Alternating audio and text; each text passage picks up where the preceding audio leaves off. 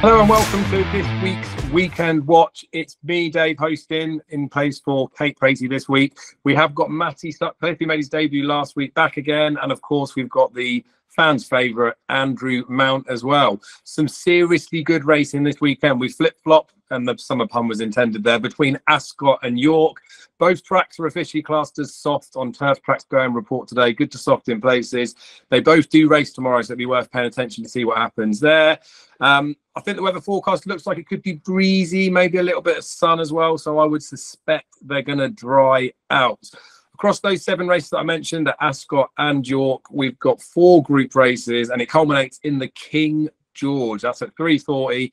We've got 6 horses rated in excess of 120 in there. So it's a cracking renewal. Currently vying for favouritism is Aidan O'Brien's 2023 dual Derby winner, August Rodin. We've got Derby runner-up in there and Royal Ascot King Edward winner, King of Steel. We've also got last year's winner, Pile Driver. And then we've got the last 2 Coronation Cup winners in Hukum and Emily Upjohn. So seriously good quality racing to get stuck into there. But there is also lots to get stuck into beforehand. So let's crack on. 150 at Ascot. It's the Princess Margaret Stakes, a Group 3 for fillies over 6 furlongs. Lazoo was the winning favourite last year. That made it 5 winning favourites in the last 10. Although in that 10-year sample, we have had 2 25-1 pokes as well. So rule out the big shots at your peril. Current favourite, Soprano, is actually engaged today at the time of recording, 3:15 at Sandown. So she may not run. In behind that in the betting, we've got, or actually co-favourites there at the minute, Pretty Crystal and Symbology. Matty, we kicked off with you last week, so I reckon we'll stick with that trend. What do you like in the 150 at Ascot? Well, thank you very much. Yeah, it's a surprise that Sopranos jocked up, actually. Franca Dettori jocked up, I think it was 9 p.m. And given that she's racing today, I can't imagine she'll be there at the point at the time of racing. So I'll kick on with the co-favourite, Symbology. She was fantastic at York, absolutely fantastic. I was there that day, and halfway through the race, she just switched on mentally. She was incredible. She broke awkwardly. She jumped 2 of the pass up the straight. She had a head hung to one side, but once Ross Ryan asked her to go, she straightened up, head down, and knuckled on. And she was really strong at the finish. In terms of trends, Duchess of Cambridge Stakes has been a good pointer to this in the last few years. 7 of the last 12 winners ran in it. However, rather inconveniently, none of the runners this time were in that race. So we got to go on something a bit different. 5 of the 12 runners previously ran at Ascot, so that brings in the likes of Pretty Crystal, Comat, obviously a Soprano, but Albany runners don't have a brilliant record on this race either, so I'll stick with Symbology. And I always like it when the filly's kind of ridden from the rear on debut, as opposed to being prepped to win on the day itself. It leaves you something to be desired. And obviously there's no collateral form like coming from that race either, however. So we can go on a little bit, if we dig a little bit deeper. Night Eye's the favourite for that race. She beat her. Night Eye was previously second to Checkandchallenge at Ayr. And Checkandchallenge was previously second to Army Ethos at Ayr, who obviously was second into River Tiber in the Coventry. So while it's impossible to kind of suggest that Symbology would have been a good runner in the Coventry, it gives us kind of an inkling as to how good she could potentially be. And she's bred to be smart as well. She's a half sister to El Caballo, for Carl Burke. A full sister to the same connection as Katie Content, who won on her second 2-year-old start. And Clive Cox, I will get that name right one day. Clive Cox is £126 profit in non-handicaps at Ascot the last 5 years. And although he's not got an incredible strike rate, he is profitable to follow. And he has had 2 runners in this contest in recent years. Crazy Land was beaten 3 lengths at 25-1 in 2021. And then Isabella Giles, the subsequent Prestige and Rockfell winner, was beaten a length in it in 2020. So although he's not won the race before, at least he's had good fillies contests in it as well. So Symbology for me, Dave. Superb. I mean, very fun analysis there. I feel like you've got a big Symbology fan, and like you touched on there, there's not like a bunch of form to go by. Everything in this race has won.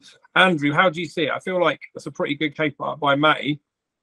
Yeah, I'm in agreement with Symbology. I was really disappointed by that win at York, because I had a big bet on the runner-up, Night Eyes, who was back from 11-4 into 13-8, looked in the bag.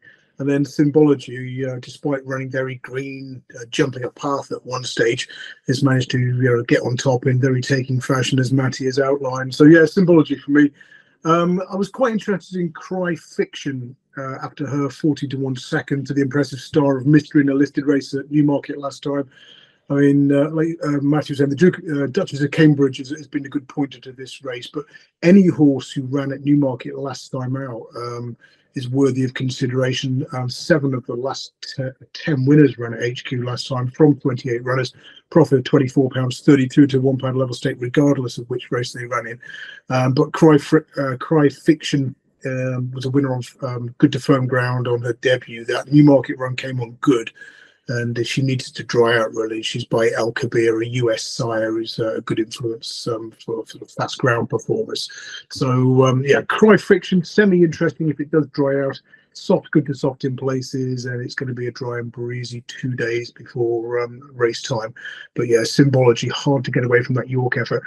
She's entered in the Lowther. I thought she'd win this and then go on to contest that Group 2 contest next month and probably maintain a 100% record there. Superb. So just for the purpose of it, Soprano is at the time of like recording. It's fairly weak on the exchange. Are we just? We're going to say obviously this will be published out after, so we probably would already know. We both thinking she's definitely not going to run. She's definitely going to go ahead today. Yeah.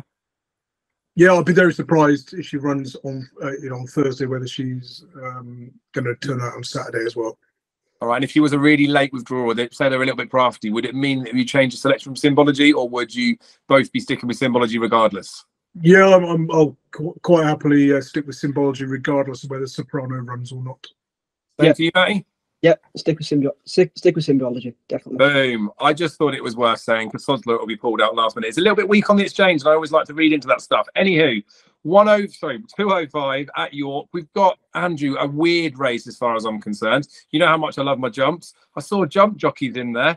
Over 5 furlongs. I think this is a fairly new introduction to the calendar. Yeah, this is a crazy old race. It's been going since 2017, and I mean, Graham Lee won it when he was still a jump jockey, so that was back in 2018. The key has been Paul Midgley. Now, I think he's got about half the runners, but he has won it on 3 occasions. And last year, you would have got a £545 exacta payoff if you just permed all his runners.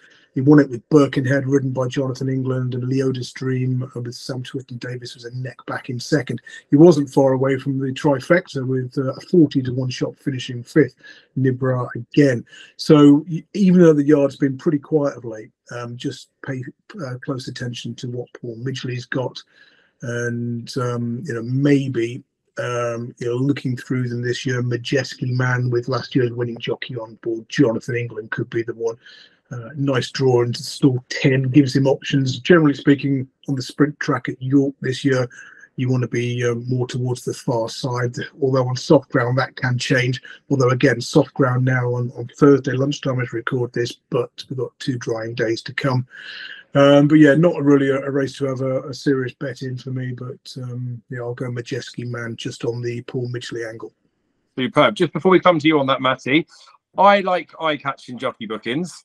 Paul Townend's coming over. Do you know if he'd had a ride in it before, Andrew? I know, like you say, it's been going since 2017. See, there's been nibbles of money for him. This is the sort of stuff because it looks like a race. I'd be getting stuck. Oh, I'll look that up while you're getting Matty's take on the race. Superb. So there we go, Matt. We obviously don't want to. We're not to be rude to the race, but it does look like a bit of a knobby race. Have you got an opinion in it? Market doesn't seem to give us too many clues. Yeah, as Andrew mentioned, it is effectively the Paul Midgley race nowadays, isn't it? On Paul Townend, no, he's not run the race before. He's never had a ride at York before. But interestingly, his sister, Jodie Townend, won on Chiava in the amateur female jockeys race a few weeks ago. So whether something's been said about that, I'm not too sure. But I mean, you'd imagine there'd be a lot of money coming for the Paul. But I think it's Abarama. I think he's on the Paul Townend runner, just purely off jockey booking. But yeah, as Andrew said, Paul Midgley won the race in 2022, 2019, 2017. And they also had the 2nd and 3rd in 2021 and the 2nd in 2018. So he's quite literally had a runner in every bit of the money possible for the years that the race has been on. So you wouldn't go wrong back in any of Paul Midgley's. And I don't have a strong fancy in this race. However, I will chance David O'Meara's Speedacus. I looked at the jockey booking of Sean Bowen, and Sean Bowen actually won a race a couple of weeks last week in Pontefract for his dad in the flat. So whether he's just done that as a kind of prep race for this race, I'm not entirely sure. But at least he's had a recent run on the flat, so getting back into the swing of things, I suppose. Speedacus won well at Doncaster last time out on soft ground. He's still quite well handicapped in his Irish form when he was rated 85 with Kieran Cotter.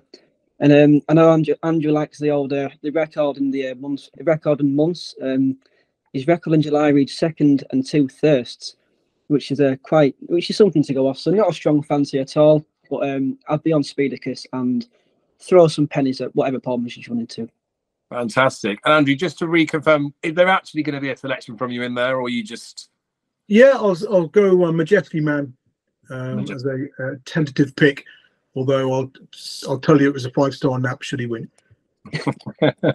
Superb. It's quite a nice little race to have on there, and obviously there's plenty of other action to get stuck into. Speaking of which, we've got back at Ascot the Valiant Stakes. It's a Group 3 for fillies and mares. It's over 1 mile. I've been looking at the recency stats just for favourites in there because I like to chuck it in. 2 winning favourites from the last 10 run-ins. At Final Decks, it looks like we've got quite an open-looking renewal. Random Harvest, I think, still current favourite. That was the 2021 winning trainer, Ed Walker. She comes back into Group 3 company. Matty, how do you see this race? Have you got a bit of a fancy in here? Yeah, I'm going to have to be greedy here and pick 2 selections, if that's okay. Fine by me. So originally I wrote down if Zenga is declared, back her. Now, she wasn't declared until about 5 minutes to 10.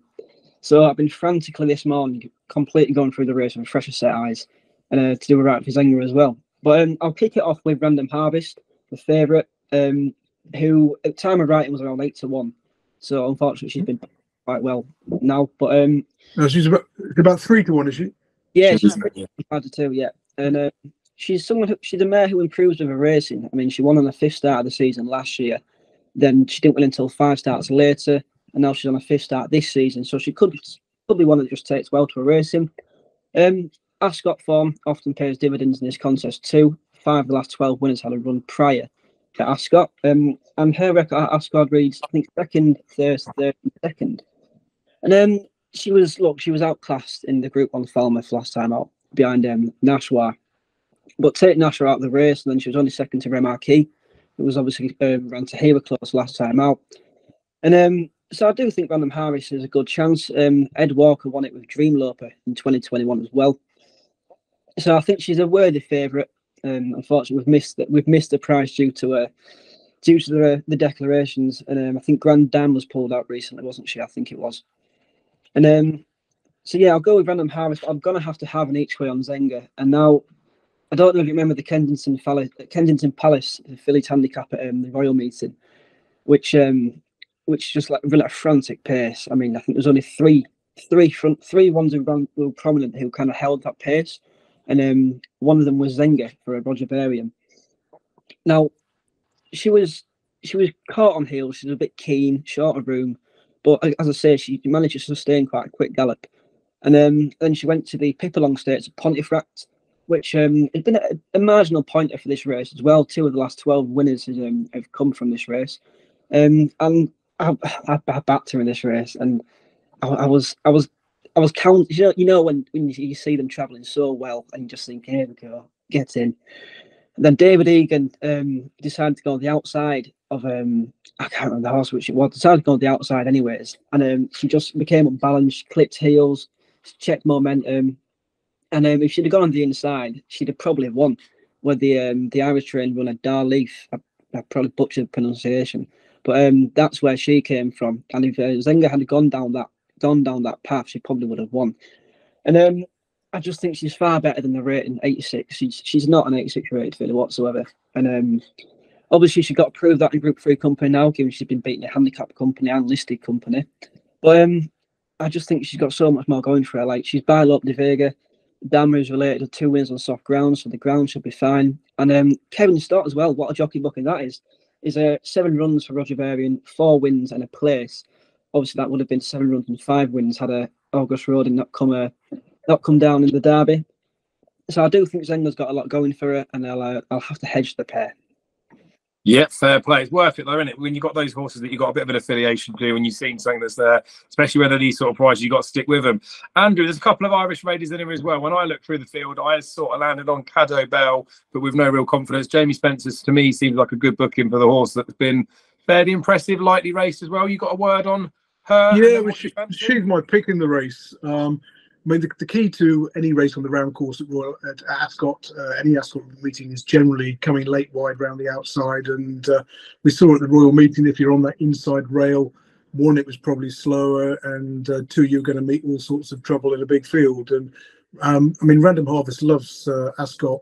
3 runs on the straight track, first, second, and third. 1 run on the round course, second of 20 at 40 to 1. The only one of the first 6 home in the Kensington Palace last year to race up with the pace, albeit from a good draw. But I mean, the slight worry is that front running style. So 4 of the last 5 winners of this race were described as held up in rear, held up in rear, held up in last place, and held up in last place. So we kind of know what you generally want at this track. So I'll side with Cadeau, Belle, winner on soft ground on a debut in maiden company, followed up with a I think it was Navan listed race success where she came from off the pace. Jamie Spencer's booking tells you how they're going to ride her. She's going to come from the back, and she was one I quite liked. Zenga, I thought had a squeak as well, one that Matty likes. And Sea of Thieves was semi-interesting, based on that Newbury run last time out when she did best of those who had ridden patiently. Typical Newbury straight track stuff that was, where you needed to be on the front end. Winner at Haydock the time before. She's finished second, done better to hold up horses. Again, trained by Ed Walker, who has also got the favourite, and it looks, the stable second string could go under the radar. But I'll stick with Johnny Murtaugh's Cadeau Belle.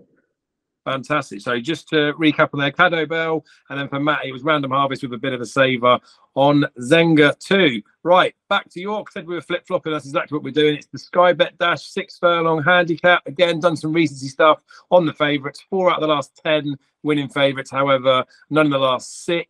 We currently got a bundle of horses that could be towards the head of the market. So if you were looking for the favourite angle, you'd have to be waiting till near the off, I would imagine, to try and work it out. We got no last time winners in this field either, so I would imagine that we'd be looking for some sort of eye catcher in defeat, or runners who might have been plotted for this, even if it was a bit of an afterthought. So Andrew, how do we see it? Is there something you got as an eye catcher that could win this race? Yeah, definitely. Surprised by the price as well. Abarama Gold for David O'Mara. Joined from the soon-to-be retired or now retired Keith Dalglish yard, and ran a very eye-catching race at Ayr last time out. Difficult to win from the front end, and you look at that race, the first 4 home, towards rear, midfield, towards rear of midfield, towards rear of midfield. Aberama Gold traded short in running, was 12 to 1 into 10 to 1 on the stable debut. Ran an absolutely fantastic race, only went down by a length and a bit in 5th of the 16 runners. Coming back to York, where he's gone well in the past, second run for the yard.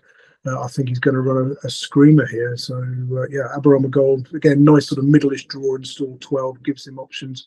And hopefully they'll just come down the middle of the track, and that'll be the place to be. But yeah, it should be up with the pace. That's the ideal running style for York, and quite confident really at the price. Ooh, I like that. What was it? It's about 9 to 1 at the time of recording Aberama Gold, so a fair bit of juice in that too, right? Yeah, absolutely. Yeah, I think that 16 to 1 was pre-declaration price. Now the final decks have been confirmed a bit shorter. We might still get double digits. I'm hopeful about that, though. So that sounds fairly confident, Andrew. Matty, can you be any more confident? If you'd have asked me yesterday, I'd have said yes, but I'm not entirely sure what I've done to upset the Antipos gods this morning. As both Gail Force Mayer and Ali's Dancer have both come out of the race this morning.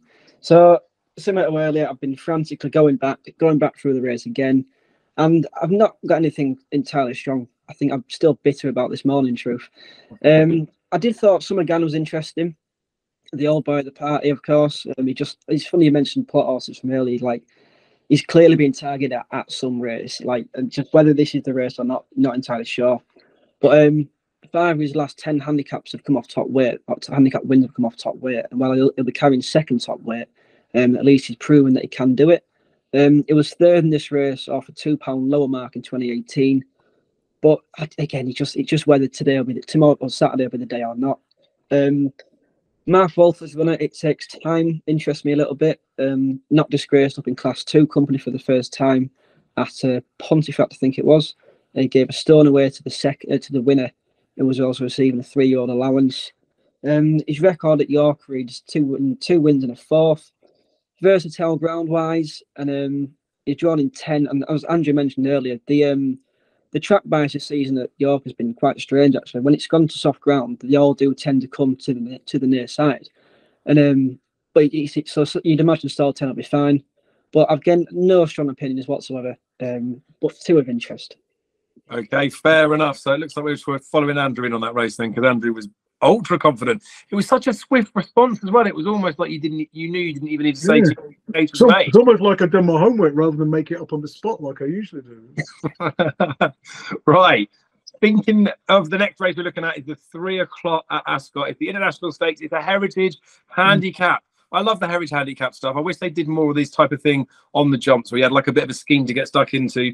It is a big field handicap to get stuck into, so hopefully we'll have some strong opinions that's in here. I've extended my recency bias on here when I'm looking at the favourite stuff for the last 15. We've had 3 winning favourites, and that is 2 of the last 3. So you can prove stats of anything, can't you? You could say that it's a negative 3 out of 15, or you can say it's a positive. It's 2 of the last 3. When there's 27 runners in a race, you know, it's probably a good return for favourite backers. Although we've also had winners at 50 to 1, 33 to 1, and twice and 20 to 1. Well, yeah, that was it. So the next bit was the fact that we've had 9 bigger than 14, and then they've had 6 of those were bigger than 20 to 1. So just stick a pin in it, feels like my attitude. Fresh took the race 12 months ago for James Fanshawe, Daniel Tudhope. He's in here again, and he is vying for favouritism. This year's Bunbury Cup winner, Biggles. For some reason, I feel like Andrew loved Biggles. He's well fancied 2 under a penalty with Ryan Moore on board. Matty, I'm going to start with you here. Heritage handicap. Loads of horses. Is this the type of race you like to get stuck into? Absolutely. It's just like it's what you want. It's peak flat season. You've got 20 horses in here. Stick a pin in and go with your heart. That kind of stuff. But no, I have done a little bit of research. Safe Voyage. I want to chance the old boy, Safe Voyage.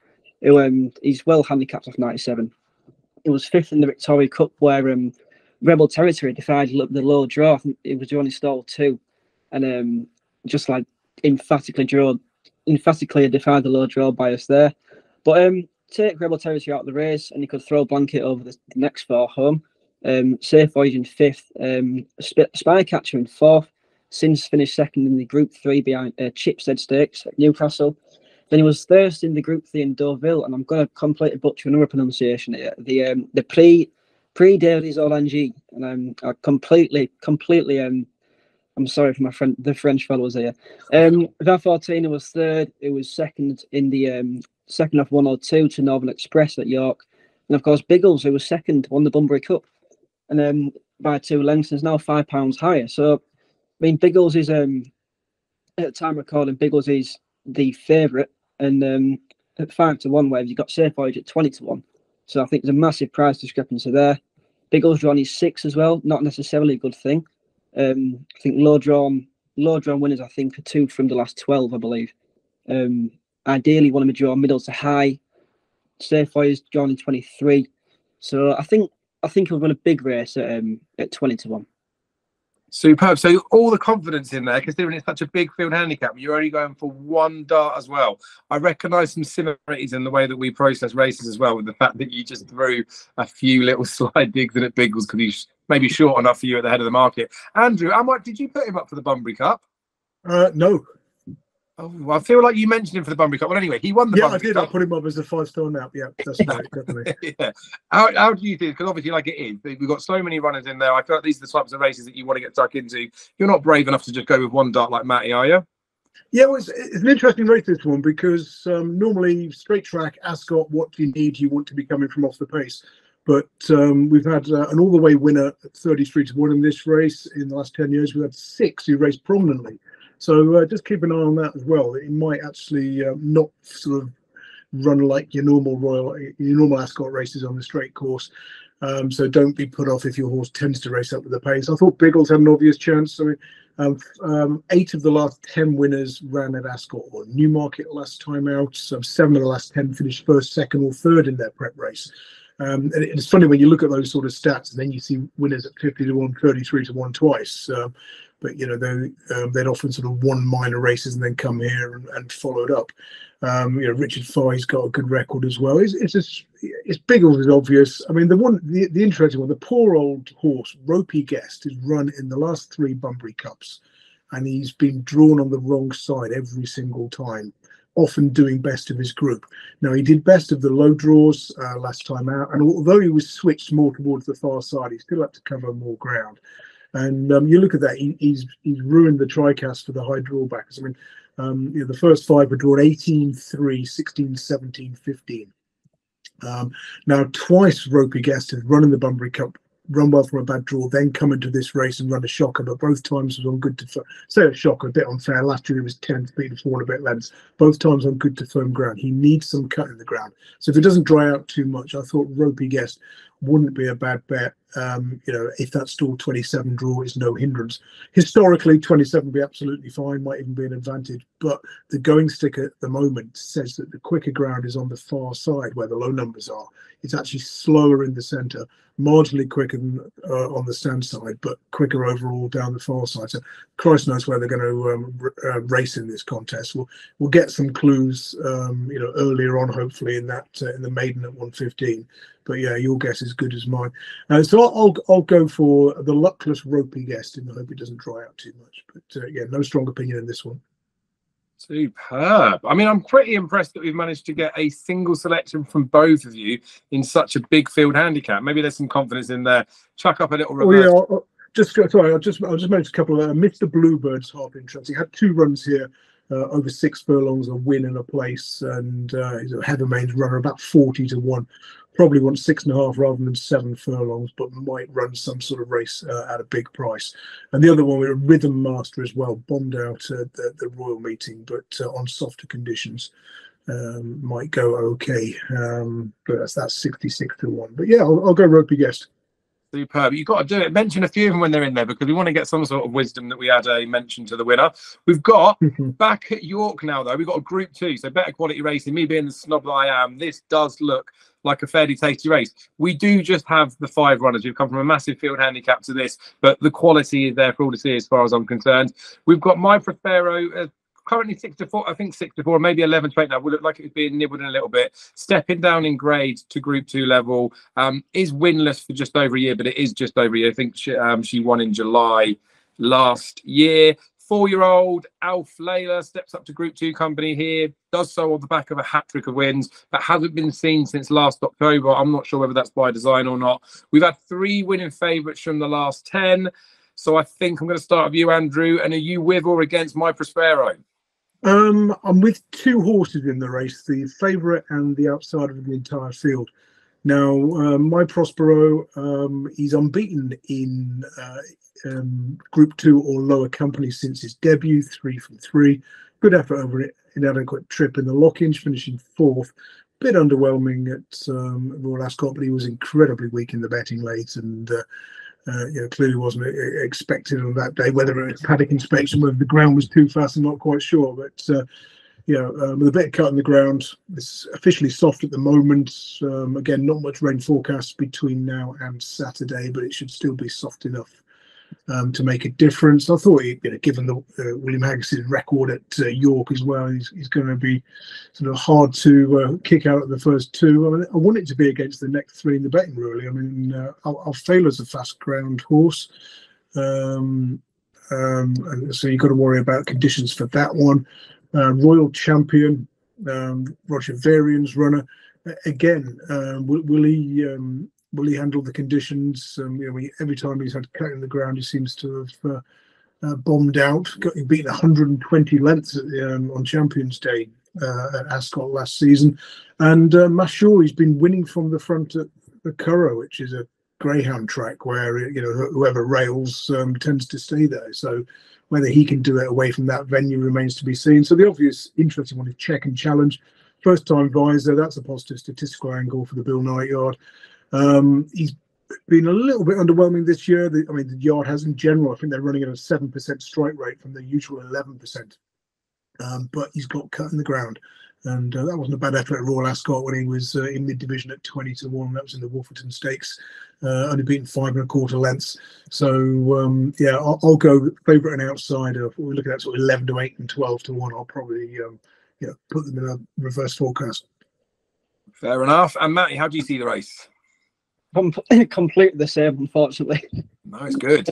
I mean, on all known form, my Prospero should realistically be taking this with a bit of ease. He's £5 clear on ratings. It was beaten 7 lengths in the Prince of Wales, but I mean, was it Mustard After just completely ran away with the race anyway? And but then again, it was only 2 lengths behind. Battery's low there.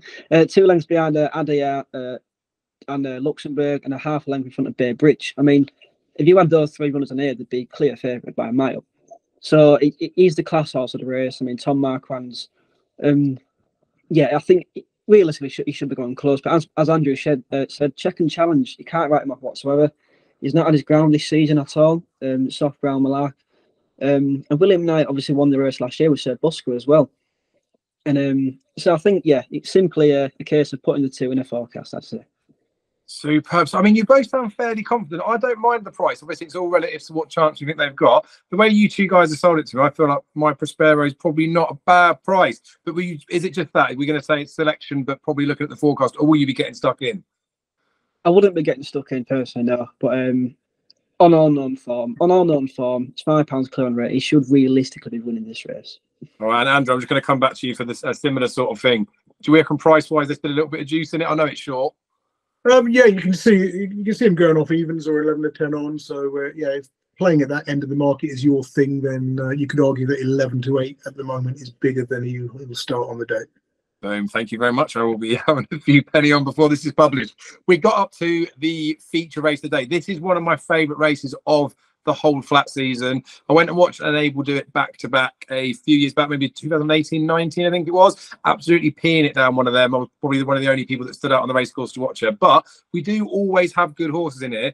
This renewal looks particularly special. I think as well, there's always question marks about some horses coming here. You have it a lot about Derby winners coming here and maybe not doing so well, the 3-year-olds. Adea did win it in 2021 after winning the Derby. And I did mention Enable back there, back-to-back winner. I think it was maybe 1920, actually. There are good horses in it. There's always ones that have got question marks. We've obviously seen what's been going on with August Rodin recently. In the last 10 run-ins, we have had 4 winning favourites. Pile Driver won it last, didn't he? He was 18-1. I think he's the only winner in the last 10 that I looked at that was bigger than 13-2. I do wonder, though, because it is such a competitive renewal, whether those sort of like price-related trends really matter, because we've got 5 horses here that are rated in excess of 120. There's just so many I reckon you could make a case for. This is one that I'd like, no matter how much I'd want to look through it, I would struggle to have a strong opinion. Andrew, I'm hoping you can do better than that. Can you give us a strong opinion in the King George? It's a proper race this year, isn't it? Yeah, I wouldn't get carried away by the price of the the run. That you'll probably find that that they won as much as the market predicted they would. So whether they're favourites or 33-1. Now Auguste Rodin, I mean, after he struggled home in the Irish Derby, beating his tenderly handled stablemate Adelaide River, who I'd backed and put an each way double with an earlier winner at a big price. I'm still speaking feathers about that. I thought he might be retired to stud. They'll come up with a pretend injury and not run him again. So yeah. I like the draw in stall 11 if it's the usual sort of late and wide job at Ascot, but yeah, not for me after that run. Although he's now 5 from 5 outside of his seasonal debuts. King of Steel, I mean, cracking effort to go down by half a length to Auguste Rodin in the Derby. That was his belated seasonal debut. He was impressive in the King Edward the 7th Stakes at Royal Ascot, and no reason why he's not going to run a big race. Hukum. Cockney rhyming slang, Hukum, I think I'll go with. Now, I mean, you look at his records on turf since the tongue tie was added. I think he's only lost once, and that was when not beaten far in the Shima Classic in Maidan when he was a 10-1 shot for that race. Now, he's going to dry out, but it'll still be slow enough for him, I think, to run. That's your biggest worry because they often pull him out when the ground's deemed too quick, but 9-2 is more than fair. Emily Upjohn, I'm worried about this being her 3rd run in relatively quick succession. She's got an incredible record when fresh, and she's only once run 3 times within a sort of 3-month period, and that third start came in this race last year when she was 3-1 and beaten 25 lengths after pulling like a train. I thought it is coming back to a mile and a half is going to suit after that second to Paddington in the Eclipse, but the hood's still missing. I mean, for a horse, given that she won twice in the hood over a mile and a half, why take the headgear off her? It's missing again here. But I just think this might come too soon. Pile Driver is a funny old one. He's backed up a win after a long break, 336 and 162 days. But when he's been brought back within 6 weeks trying to back up a win, he's finished 3rd, 4th, 7th, and 11th. So he's the kind of horse that, you might want to be backing at a big price, but on the back of a defeat. But I'm not so keen on him 5 weeks after that winning return at Royal Ascot. Luxembourg, I thought, was flattered when winning at the Curragh 2 runs back, because he did so from the front, like most winners on the round course there. I was against him at Royal Ascot and he got chinned. Westover is the one I was quite interested in, each way at a big price. I mean, bear in mind, he was 13-8 favourite for this race last year, when he wasn't given the greatest ride for Ascot on the round course, going off way too quick, got beaten out of sight. Bear in mind, he recorded his career best RPR when Racing Post Rating when he won the Prix de Saint-Cloud last time out. So you could argue that he's still improving at the age of 4, and in a bigger field, stronger pace. If he settles early, 20-1 Westover seems fair enough. Deauville Legend, not without a place chance either. Hamish, I thought this would come too soon, although if it was, if they got more rain, 60-1 wouldn't be the worst each way bet. And then, of course, Point Lonsdale and Bolshoi Ballet look like pacemakers for Auguste Rodin. So I'm going to go Hukum, and Westover as the each way play. I like it. A good little rundown of pretty much every runner in the race as well, though. I think it does just confirm then how potentially open this is. You could see this race being one of those that's run a few times. You might get a different winner. Matty, are you some of the same, sort of make a bit of a case for everyone, or are you nailed down on one? I think Andrew's made an absolutely perfect preview of the race, so I don't really expand on much of that. But what is strange is that for a race of such quality and such quality of horses, there is quite a lot of negatives about them all at the same time as well. I mean, it's ridiculously competitive, and it's a really good race to get to watch as well. From a racing fan, from a racing perspective, it's exciting, and definitely not one to be going steaming in at all. I mean, Auguste Rodin, 5-2 favourite. I mean, you've got the likes of Point Lonsdale, Bolshoi Ballet, and the Luxembourg. He would definitely pacemaker. Well, you'd imagine pacemakers. But will he even run soft ground? You saw what happened in the I completely forgot the race, but you saw what happened then. And O'Brien, there we go. And O'Brien said afterwards, he's a lovely low mover who wants quick ground. So he's been backed in quite heavily to this, since being declared. But I'm not entirely sure if he'll actually run. Then you got to King of Steel. Was he flattered behind Auguste Rodin last time? The hold-up tactics, I don't think were by design. Like last time out, seemed to work quite well. He's an interesting one, but I mean, again, was he just flattered by that race? Pile Driver probably overlooked. Well, 7th one a bit short. I love Pile Driver. I do love him. I think he's constantly overlooked, and but I just worry that the last year was just a weaker edition than this year. The one I did land on was Emily Upjohn. And it is strange they haven't persisted with the hood, but I thought she ran really well against Paddington last time. Down in trip against one of Europe's most up and coming strongest milers, or more Mount 2 furlongs, anyways. But yeah, I think Emily Upjohn for me. Goslin's on this obviously 4 times the last year, 3 times with a Nabel, once with Tagruda, obviously all fillies and mares, and also, I think she'll get the pace of the race as well. I mean, you got Hamish, Bolshoi Ballet, Point Lonsdale, Luxembourg, who are all going to make the running up, be there or thereabouts prominent. So you like Westover, your Emily Upjohns, Auguste Rodin, if he's declared, you imagine it'll set up perfectly for them. But I just think Emily Upjohn so impressed her against Paddington. For all she didn't win, she was conceding quite a lot of weight to him as well. Goslin knows what it takes to win the race. She's followed a similar prep as well. Enable won the 2019 Eclipse before winning the King George. Then was beaten in the 2020 Eclipse, like Emily Upjohn was before winning the next one. And see, I do think it's more of a watching race, sit back and relax. But if I was to go with one, I'd go with Emily Upjohn. Superb. Right, for the fact that it is a cracking race, probably is a sit back and watch one. And just for bragging rights, Minnie is the favourite, but I will be going for Aidan O'Brien's August Road in. Like Andrew said, the Irish Derby, we all thought he'd potentially be retired after that. The dubious ride in second, people were saying, for the stud value. I think he will run him in. It was heavy last season he won on as well, didn't he? So I know the 2000 Guineas, it was poor. They sort of blamed travel over and stuff as well, didn't they? I don't think he'll mind a bit of cut. I'm hoping that he's going to come here and do some sort of demolition job, but it is a top class race. Like a decent race to finish up the 7 races. Not necessarily finish up though. Is there anything you guys fancy elsewhere on Saturday or Sunday that the viewers need to know about? Andrew, I'll go to you first. Yeah, I've had a good look at Ascot's card for the totes. I'll just run through a couple of the other races. The first race, the 115, there's an incredible trainer stat with this. In the last 10 years, this is a 6 furlong maiden for horses who are making their debut or had only one run. Richard Hannon's won it 7 times in the last 10 years from just 11 runners. Now, 8 of those 11 runners were making their racecourse debut. 6 of the 8 won, including the last 5. So the last 5 times he's run a debutant in here, they've all won. Now, he had 3 entered at the 5-day stage on Tuesday, and he relies on just one of them, Time Bar. Drawn in stall 1. I said the stall's in the centre. The fastest ground, according to the going stick on Thursday afternoon, said a low draw will be advantageous. Who knows, though? Breeding wise, bit of cut in the ground shouldn't be a problem. So yeah, Time Bar in that 115. See if he can keep that Hannon stack going.